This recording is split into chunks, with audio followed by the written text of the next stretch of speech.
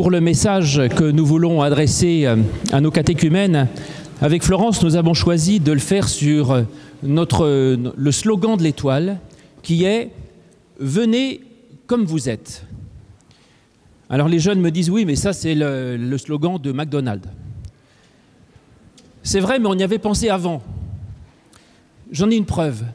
Ce célèbre cantique du Réveil qui date de 1850, « Tel que je suis, rien à moi, sinon ton sang versé pour moi. » T'as chanté ça, toi? Oui. Tel que je suis, sans rien à moi. Et donc, vous voyez, ça, c'est un vieux slogan qui est... Et en fait, c'est McDonald's, mais c'est ce qui nous définit le mieux. Parce que quand on lit l'Évangile, en tout cas, moi, quand je lis, je vois que Jésus n'a jamais exclu qui que ce soit, a priori. Quand il voyait quelqu'un, un aveugle, un lépreux ou qui que ce soit, il ne lui dit pas « Bon, écoute, mon gars, tu vas commencer par t'habiller correctement et puis après, tu reviens me voir et on pourra peut-être faire un truc. » Non. Jésus a reçu tout le monde, même les prostituées, même les Romains, même les mendiants. Et pas que, d'ailleurs. Il a aussi reçu des notables juifs, des personnes riches, des grands, des petits. Tout le monde est bienvenu pour le Christ.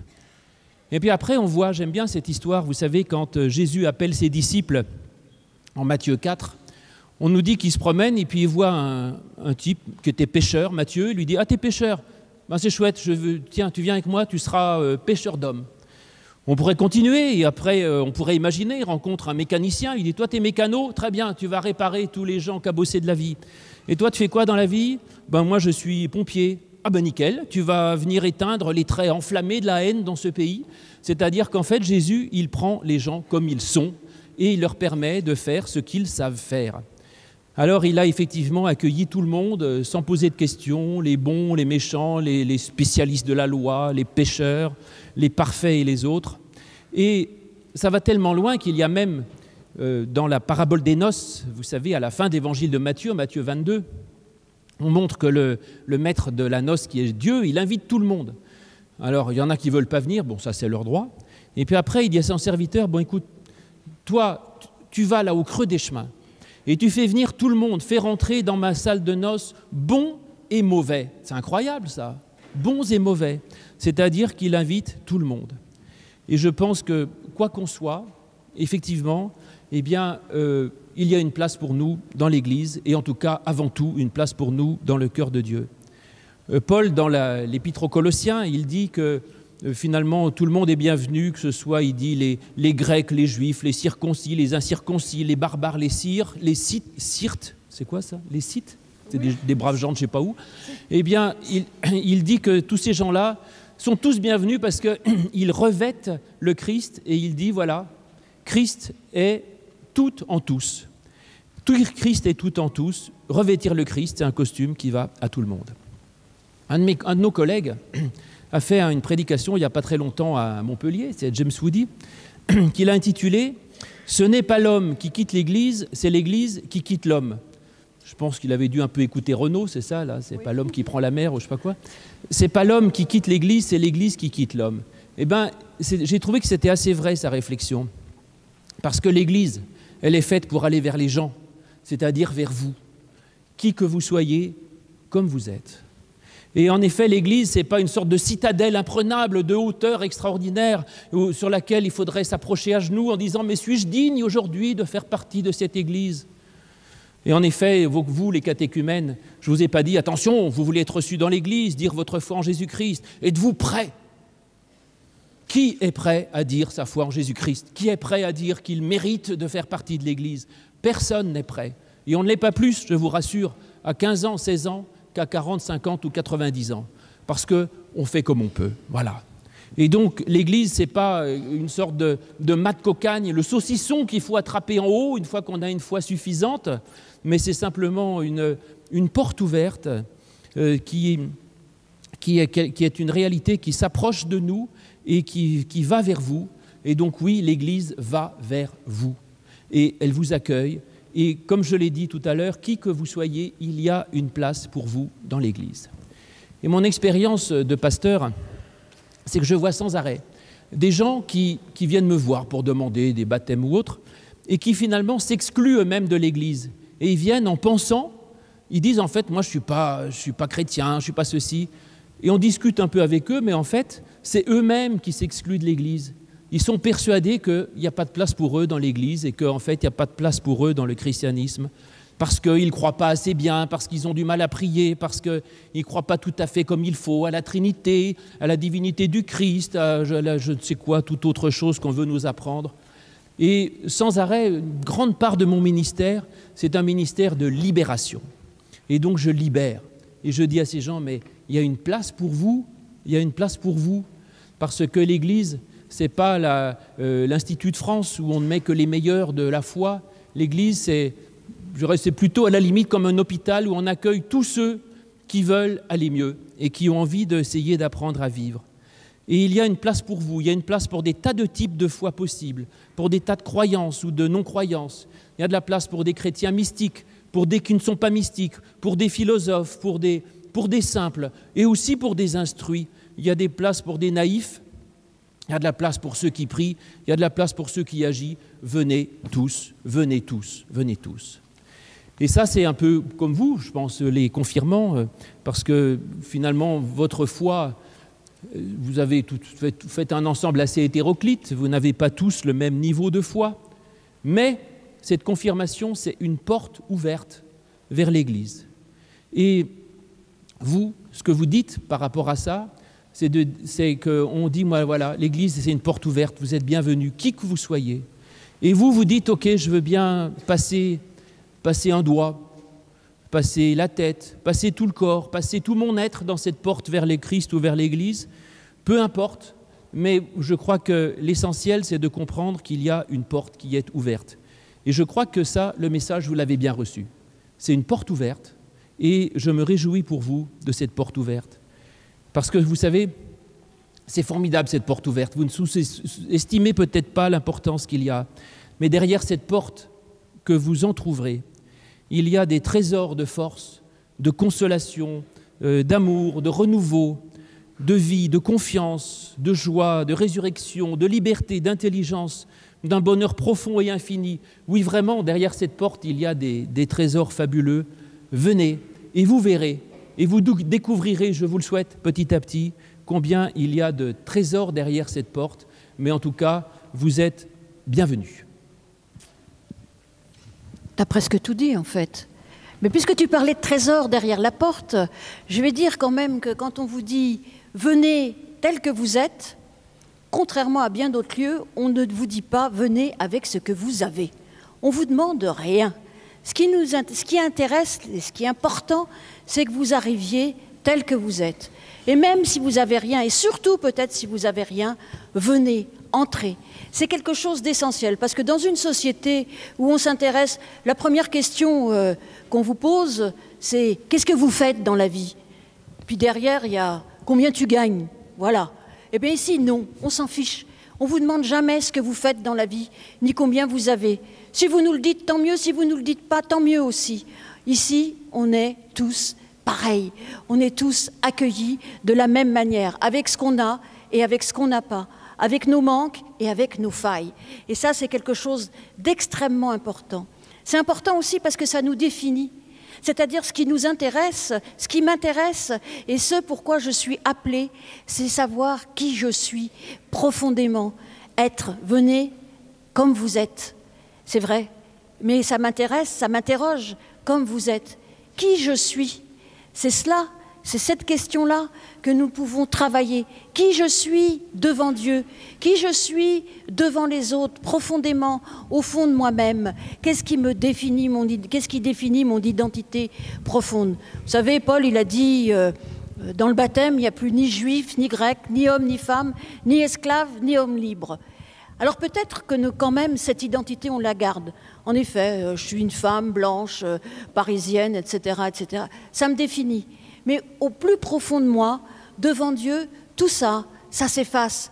Tout ça, ça peut être travaillé, ça peut se renouveler. Et surtout, ça me permet de découvrir profondément ce que c'est être humain devant Dieu. Et du coup, ça me permet aussi d'accueillir l'autre. Alors ici, oui, parfois c'est plus compliqué que de venir avec ce qu'on a. Des fois, c'est facile, hein, quand on a beaucoup, venir avec ce qu'on a, enfin, c'est facile. c'est bien, regardez, moi j'ai ça. Eh bien, c'est parfois encore plus difficile de ne pas dire ce qu'on a, mais d'essayer de chercher ce qu'on est. Alors, c'est aussi ce qu'on a essayé de faire avec vous au cours de ces années. D'ailleurs, vous n'avez pas grand-chose, ou vous avez beaucoup. Vous avez votre jeunesse, par exemple.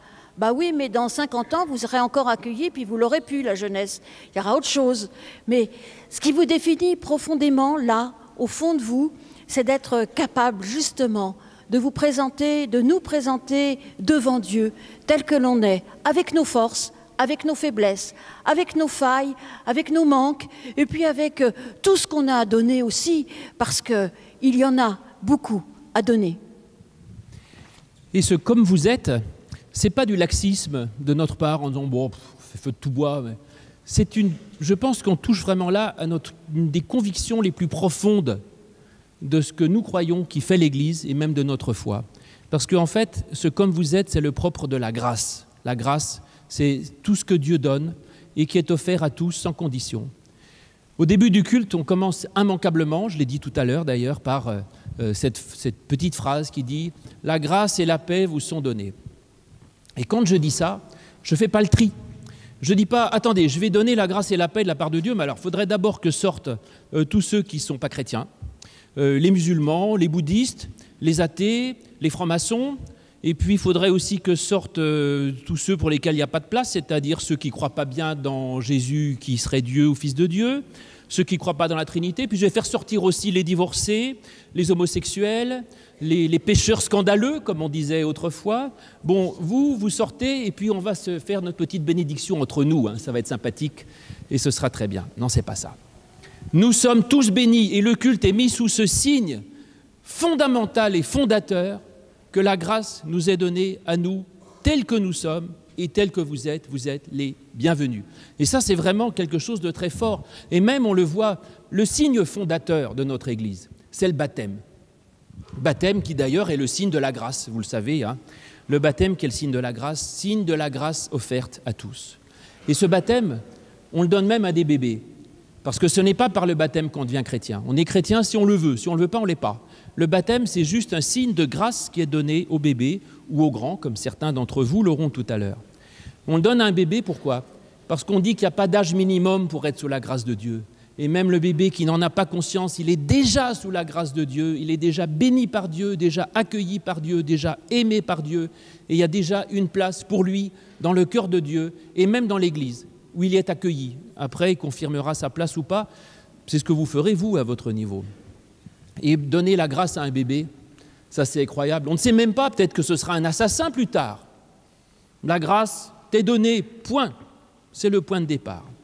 Et puis ce signe de l'eau qu'on donne au moment du baptême, moi je l'aime beaucoup parce que l'eau c'est le signe de la vie, on le sait, ça transforme un désert en une plaine verdoyante, ça redonne la vie aux voyageurs assoiffés dans le désert. Et puis c'est le signe de la grâce parce que, comme dit Jésus dans l'évangile de Matthieu, Dieu fait tomber sa pluie sur les justes comme sur les injustes, sur les bons comme sur les méchants. Donc c'est vraiment l'eau qui est offerte à tout le monde. Il ne pleut pas plus dans le jardin du bon que dans le jardin du pécheur. Et la source d'eau coule pour le voyageur, quel qu'il soit.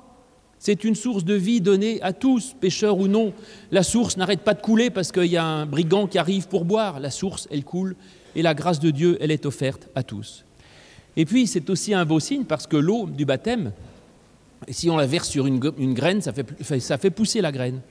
Mais je dirais, ça ne modifie pas la nature de la graine. Et j'aime cette idée de la grâce, justement, et c'est aussi ce que nous avons essayé de vous faire passer, à vous les catéchumènes, la grâce de Dieu qui permet à chacun de s'accomplir pleinement, de grandir pleinement comme il est, pour devenir aussi beau, aussi grand qu'il soit, mais en fonction de sa propre nature. Donc la pluie qui tombe sur une graine de rose, ça fait un beau rosier. Une pluie qui tombe sur une graine de lilas, ça fait un beau lilas. Mais on ne demande pas que tous les chrétiens soient les mêmes, les uns à côté des autres, comme des clones. Et donc effectivement, cette grâce, c'est juste ce qui nous est donné et qui peut vous permettre à chacun de vous accomplir afin que vous soyez beau, grand et fort et que vous donniez du fruit. Et ça, c'est ce que l'on a fait avec Florence et les catéchumènes, les catéchètes. Hein. On n'a jamais cherché à vous forcer à croire à ceci ou à cela. On ne vous a même pas fait d'examen en disant « est-ce que vous croyez bien ça ou ça ?» Mais on a plutôt cherché à vous ouvrir des portes. Et le but, c'est pas de faire des petits chrétiens tous pareils, avec le même discours, la même expérience de foi, mais c'est que chacun est comme il a sa foi à lui, ses qualités qui sont propres. Alors la grâce, elle vous est donnée comme un infini respect de ce que chacun l'est pour l'aider à grandir dans sa manière d'être, dans son rapport à Dieu, aux autres et au monde. Et puis enfin, ce « venez comme vous êtes », j'aimerais aussi que ce soit une libération, je l'ai dit tout à l'heure, une libération de la culpabilité de ne pas être peut-être comme on pense qu'on devrait être. Bon, libérez-vous de ça un peu pour une fois, ici, là, au moins. Vous êtes comme ça, c'est très bien comme ça. Dieu vous aime comme ça, et par conséquent, soyez comme vous êtes, j'allais dire mais en mieux, avec la grâce de Dieu, et la grâce vous est donnée pour ça. Venez comme vous êtes. Alors chez McDo, on a dit ça, mais si vous allez chez McDo sans carte ou sans billet, vous ne mangez pas. Donc tout à l'heure, je disais ici, on ne vous demande pas de venir avec ce que vous avez, peu importe comment vous venez. Et ça, c'est important. C'est important parce que vous allez recevoir tout de même. Parce que chez McDo, si vous n'avez pas d'argent, vous n'avez pas d'hamburger. Mais ici, même si vous n'avez rien, eh bien vous allez recevoir cette grâce dont parle Louis. Et ce qui est important quand même dans ce « venez comme vous êtes », c'est peut-être le premier verbe, « venez ». Parce que ce qui nous est promis, c'est la grâce, en effet. C'est un bonheur. C'est tout ce bonheur que l'on retrouve dans les béatitudes. Heureux ceux qui pleurent car ils seront consolés. Heureux ceux qui ont faim et soif de justice, etc., etc. Ça, c'est quelque chose qui nous est promis. C'est-à-dire qu'on nous dit, on nous appelle, cet appel, il nous dit « venez comme vous êtes ». Mais il faut quand même venir. Et ça, c'est pas si simple parfois. Il faut quand même aller avoir cette curiosité, cette quête. Mais je vais vous dire une chose quand même importante, c'est que cette quête, elle est sans cesse. C'est-à-dire qu'aujourd'hui encore, je cherche, je continue à chercher. Et ce « venez », justement, il donne une dynamique à ma foi, à ma croyance. Je crois en effet que pour atteindre cette promesse, eh bien, il faut parfois que je me bouge, que j'y aille, que je... Venez, c'est en effet cela aussi. Venez comme vous êtes. C'est faire déjà l'expérience de l'accueil inconditionnel. Mais pour faire cette expérience, eh bien, il faut déjà faire un pas. Et c'est vrai que c'est un peu ce qu'on a expliqué aux catéchumènes. Eh bien, peu importe, chacun croit différemment. Comme disait Louis tout à l'heure, on ne croit peut-être pas tous exactement à la même chose, à la Trinité et tout. On n'a pas des catéchismes hyper construits et on ne vous demande pas de signer à la fin. Mais il faut quand même faire un pas. Vous avez fait quelques pas quand même, parce que ça fait 7 ans quand même que vous venez ici. Et en effet, bon, pas que pour nous écouter, pour jouer, pour les copains, les copines. Mais l'Église, c'est ça aussi. C'est un lieu de vie. C'est vraiment un lieu de vie où on s'amuse et puis où on écoute et on reçoit la parole de Dieu, c'est-à-dire la grâce de Dieu. Et puis c'est un lieu de liberté aussi, de libération d'abord et de liberté, parce qu'on a toujours le droit de repartir. Venez tel que vous êtes, mais sachez que si à un moment c'est vraiment pas possible, eh bien vous pouvez essayer, mais on préfère si vous restez quand même, il faut bien dire ce qui est. Et puis même nous, parfois, on se questionne et on va voir un peu ce qui se passe dans le monde. C'est important aussi, ce lien entre le monde et l'Église. Venez comme vous êtes, avec vos questions, avec vos préoccupations, avec tout ce qui se passe dans votre entourage. Et là, vous venez, vous êtes là et vous êtes bien sûr bienvenus. Et vous recevrez tout en quantité, en abondance. Vous savez, dans les évangiles, Jésus donne toujours en abondance et en qualité aussi. Le vin à Cana, il est en abondance, il est de qualité première. Il nous dit qu'il est le pain de vie, c'est-à-dire qu'il donne cette nourriture et on n'a pas besoin de donner quelque chose en échange. Mais une fois qu'on a reçu, eh bien on peut aussi être transformé. Parce qu'on nous dit venez tel que vous êtes, mais il faut être aussi être capable d'accueillir. Et lorsqu'on accueille cette parole de grâce, eh bien oui, on est transformé. Et ça nous met en route, cette promesse en fait de bonheur nous permet de nous tenir debout et d'affronter le monde, de recevoir le bonheur, de donner du bonheur, mais aussi d'affronter les difficultés, les choses moins drôles. Alors oui, en effet, venez tel que vous êtes avec cette promesse, eh bien c'est que vous allez être transformés. Et ce petit pas que vous avez fait, eh bien, va changer complètement votre existence. Oui, c'est vrai, j'aime bien cette idée, effectivement, du « comme vous êtes », c'est statique, et le « venez », qui est dynamique. Et donc, certes, on assume pleinement tout ce que vous êtes, mais il y a quand même une invitation au mouvement, au déplacement, à avancer, à découvrir, à être en chemin. Et ça, ce sera aussi une grande source de joie. Et puis, il y a un dernier point auquel je pense, c'est que quand on va au McDo, on y va, on peut y aller tout seul, mais en général, on y va avec des potes. Et ce « venez » est au pluriel. Et là, il y a aussi une dimension communautaire importante. C'est qu'effectivement, il n'y a rien de tel pour marcher, pour cheminer, que d'être avec d'autres. Et donc, vous êtes invités collectivement à faire partie aussi d'une équipe, d'une communauté, d'une communion. Et ça aussi, c'est l'Église dans laquelle nous sommes bienvenus. Et une fois que cette communauté existe, heureusement qu'on nous demande de venir comme nous sommes. Parce que la communauté a besoin justement de ces différences, de ces richesses partagées. Tout à l'heure, j'ai dit, venez pas avec ce que vous avez. Mais il y en a qui viennent avec ce qu'ils ont et qui partagent avec ceux qui n'ont pas. Et ça, c'est vraiment la figure de l'Église. Il n'y a pas beaucoup de lieux comme ça où on apprend à partager ses dons. Il y a un très beau texte de Paul qui nous dit, en effet, prenons une comparaison. Le corps est un, et pourtant il a plusieurs membres. Mais tous les membres du corps, malgré leur nombre, ne forment qu'un seul corps. Il en est de même de Christ. Et après, il dit, vous êtes le corps du Christ. Parce que oui, la communauté que nous formons est une communauté d'êtres et une communauté de frères et de sœurs. C'est-à-dire que nous pouvons nous appuyer les uns sur les autres. Alors parfois, nous sommes forts et nous pouvons aider les autres. Parfois, nous sommes bien moins bien et nous sommes dans la difficulté, dans la douleur, dans la souffrance. Et alors là, les autres peuvent nous donner de leur bonheur, peuvent nous soutenir, nous consoler, nous rappeler qu'une parole, eh bien, nous met en route, nous met en marche et fait que nous pouvons affronter le monde, affronter tout le reste avec cette force. Le peu que nous avons, le peu que nous recevons de Dieu et des autres, et aussi, eh bien, tout cela, tout ce que les autres nous donnent, eh bien, cela nous donne de la force. Et pour ça, c'est vraiment beau de vous voir là, aujourd'hui, 19, parce que vous avez bien ri ensemble, vous êtes bien appuyés les uns sur les autres.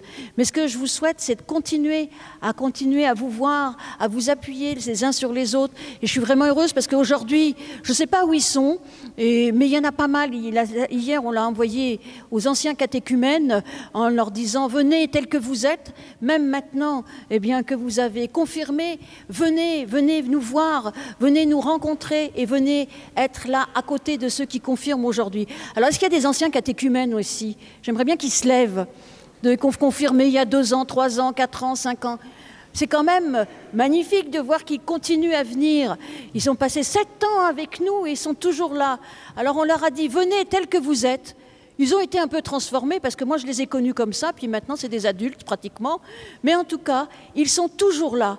Alors oui, l'Église, c'est ça, c'est cette communauté eh bien, de personnes différentes, des Noirs, des Blancs, des gens qui viennent d'Iran, des gens qui viennent d'Océanie, peu importe, des jeunes, des vieux, des bébés, des vieillards, des parents, et puis des beaux, des moches, parce qu'on est comme ça. Et voilà. Donc, et on est heureux d'être tous ensemble, mais vous êtes tous beaux les catéchumènes, hein, surtout aujourd'hui. Donc voilà. Et on est tous ensemble et on forme une communauté et cela donne une force. Et ce que je nous souhaite, c'est que nous puissions continuer à témoigner et à former avec nos différences, telles que nous sommes, le corps du Christ. Eh bien, venez les jeunes, venez nous rejoindre. Et puis, pendant ce temps-là, nous chantons « Saint-Esprit, Dieu de lumière », les 2 premières strophes. C'est eux ? Quoi ? Ils viennent tous. Ouais.